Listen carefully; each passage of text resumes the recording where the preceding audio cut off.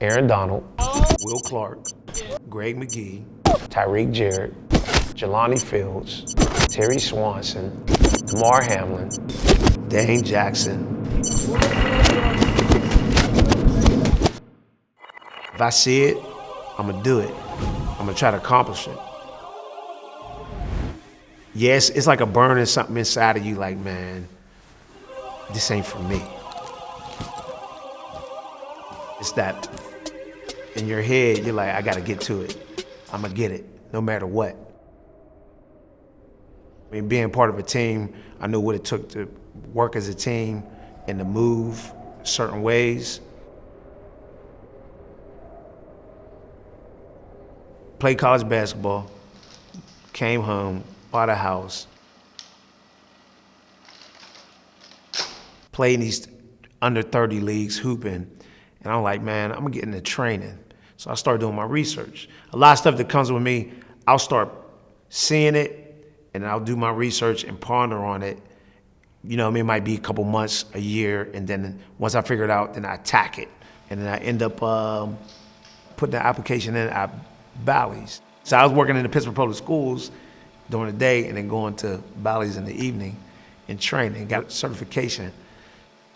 So I took $3,000 of my savings, bought hurdles, sleds, parachutes, cones, set up right down Warrington Rec, started out with 6 people.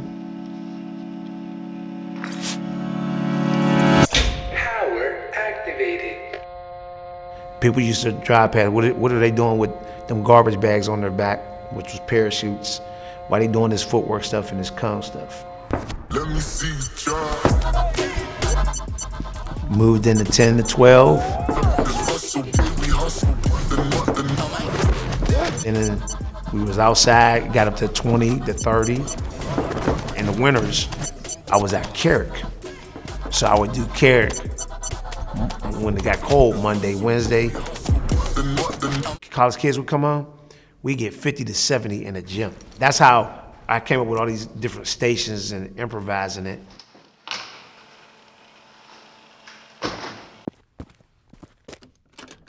I would charge a certain amount, and a lot of kids would use scholarship, but anything I made, I put it right back into my business to keep it growing.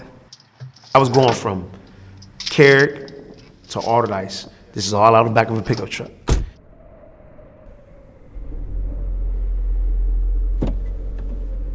And I'm like a free-spirited person. I do what I want. You know what I mean? Nothing bad about it.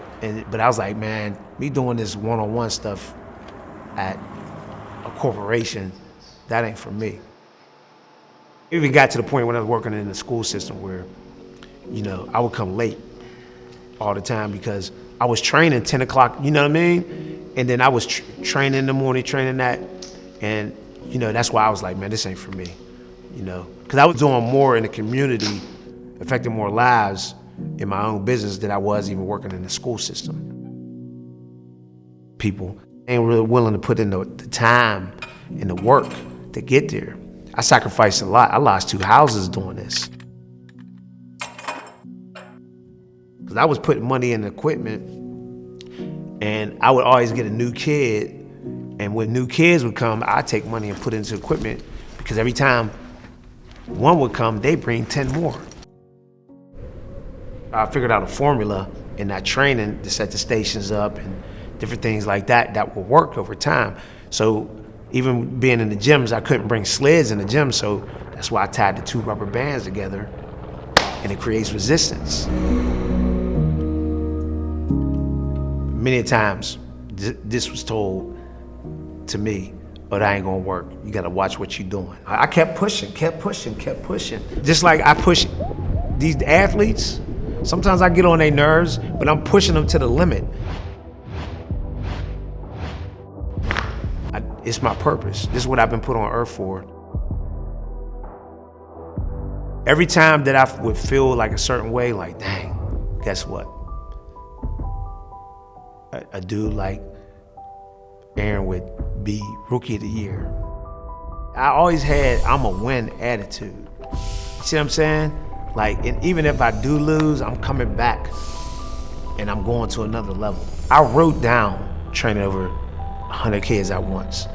I've wrote down 300 people from 2/10 is gonna touch the NFL. Now, all of them might not get in, but they're gonna get a chance. Look at the numbers. And training, putting thousands of kids in college.